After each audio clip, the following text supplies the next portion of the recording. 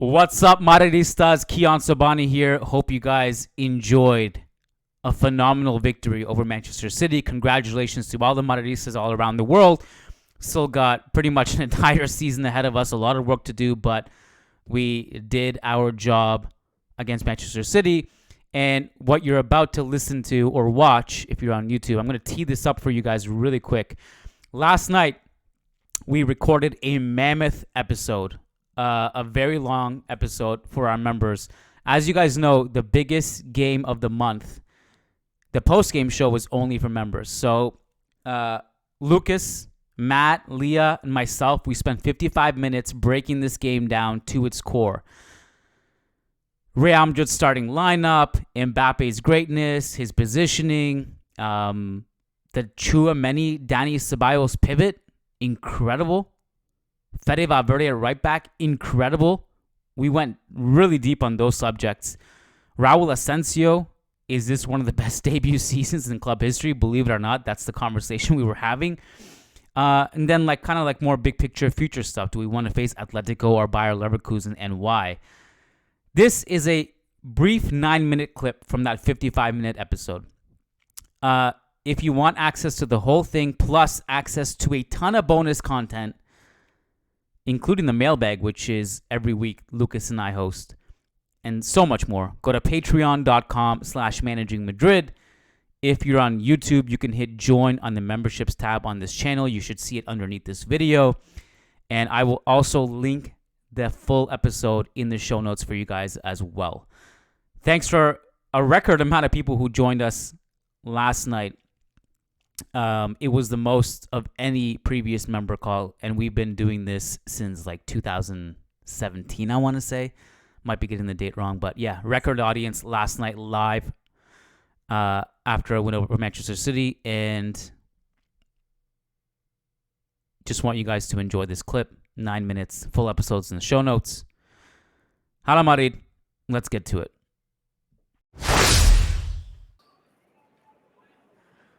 I thought these last two games against City have been our two best performances of the season, with this one being the better of the two, because the first leg was also very good.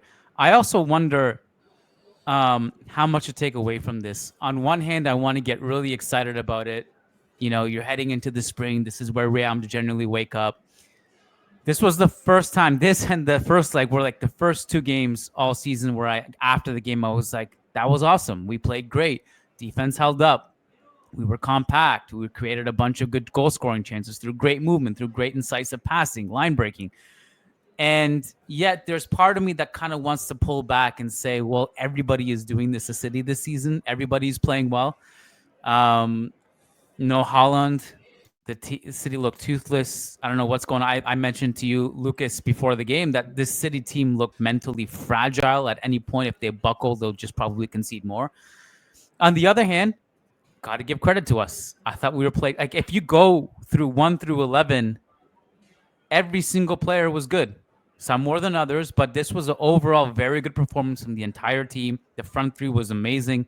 I thought Rodrigo was awesome. Vinicius probably the most quiet of the night, but he was fine. Mbappe was just cold-blooded, lethal. This is the same Mbappe we feared when we played against PSG, back in the day. Tchouaméni, probably his best performance of the season. Ceballos is, in my opinion, the most underrated player in Europe right now. I'd have to, look, I might be wrong, but based on what I perceive, he's got to be up there. No one talks about him except for us. Asensio, amazing. Nice to have Rudiger back. Fede Valverde, awesome. Each and every one of those players you mentioned is making a lot of noise in pretty much every single week. But quick shout out, as you already did, to players like Ceballos, Tchouaméni, and Asensio, who obviously weren't as reliable in months past. One, Asensio, because he was very young and lacked the experience. Ceballos lacked the confidence and even the role to play a game like this. And Tchouaméni wasn't playing his best football so far this season. So I wanted to give a big mention and a big shout to these three guys who I thought were completely phenomenal tonight. I think Ancelotti, I tweeted this, I think Ancelotti has found his midfield with Tchouaméni and Ceballos. They look more and more comfortable with each and every game they play together, and everyone is looking for Ceballos. You pay attention to the game, and every single teammate of his is trying to find him on the field, because the play improves whenever he has the ball on his feet. So I'm very impressed with what I've seen from Ceballos over the last couple of weeks, and obviously Asensio is a freak of nature at this point as well. So very Yeah, I impressed with mean, these three guys. you say he's found his midfield. I think he's found his entire 11. Yeah, yeah, possibly. This is the 11 for the big games. Like Asensio he has to be in the team sheet. Fede Valverde at Yeah. right back has to be there. Ceballos, Tchouaméni midfield. Like I think this is it. I think we found it. I think guys like Jude and Rodrigo and even Vinny and Mbappe are willing to maybe sacrifice a little bit more on the big Champions League nights and play the roles that they need to play. And it clicked. Like this is the first time I felt like they looked like a team, looked like a collective. So I agree, guys. I'm gonna head down, and Leah, don't be offended just because you just joined, and I'm heading down. I'm heading down, guys. We'll maybe join later if I can, if the coaches finish up earlier. All right, brother. Great hearing from you. Take care, guys. Glad you had a great Enjoy. night. Talk soon. Yes, sir. Bye bye. All right, Lucas might join us after the press conferences. Leah, I gotta hand it to you. You were as soon as Mbappe scored the first goal, you called a hat trick. I did. I was did. I knew skeptical. you were. I thought you maybe jinxed it, but you doubled down when you scored the second goal, and by the time the third goal rolled around, I felt it in my bones. Listen, I don't remember the last time I've been this calm for a Champions League knockout match ever. Like, I was chilling. After the first goal, I was like, no problem. This is easy. felt nice. I did. Felt It felt finally, like you were saying, Matt, that I've like the first time this season, at least, we felt like a full, like, well-oiled machine. No pun intended.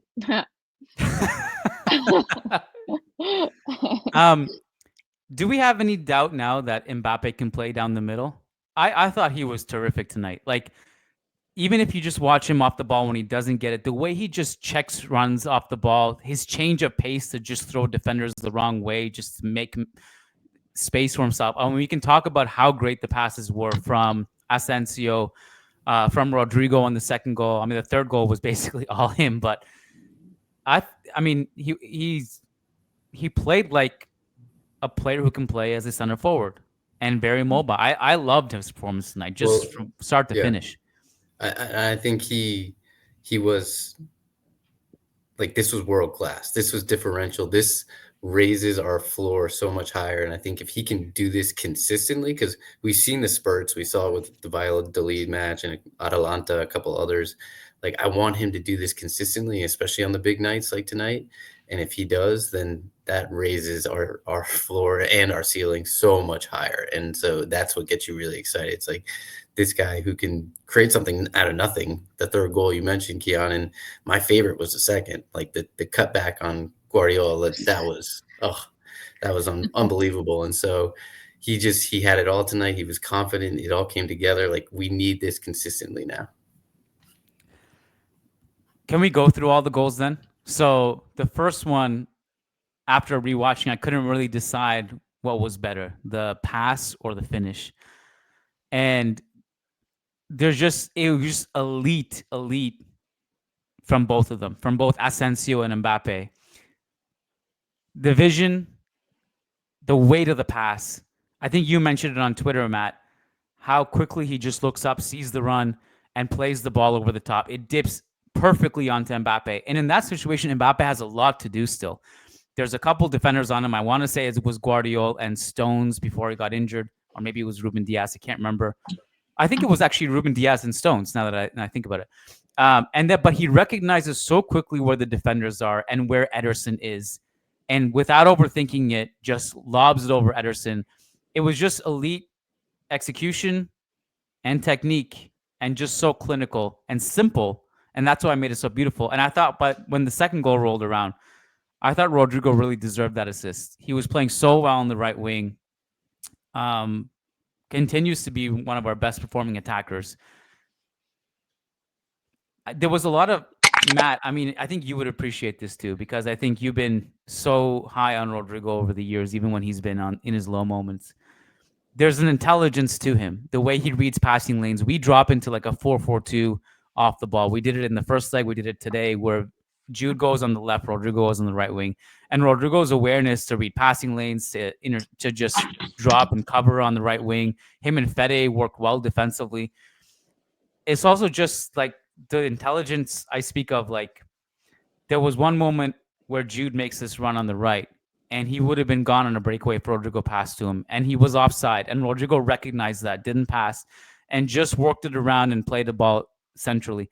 And on the goal, obviously, to play the ball to Mbappe, just times it perfectly. And Vinicius, for all the chatter of like he was, the third quietest attacker of the night, he does so much to set up that goal right before Rodrigo.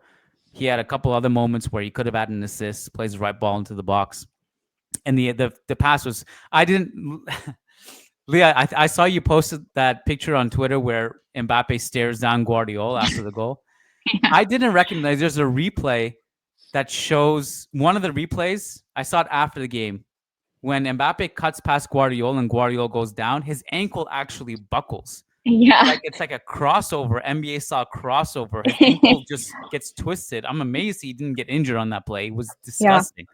It was filthy. And then on the third goal, there's like 6 defenders in front of him. If I'm a City fan, I'm livid that they conceded that goal. Mbappe does great to score it, but Foden is just looking at Mbappe, like lets him just walk past him, and Mbappe just basically passes it far post.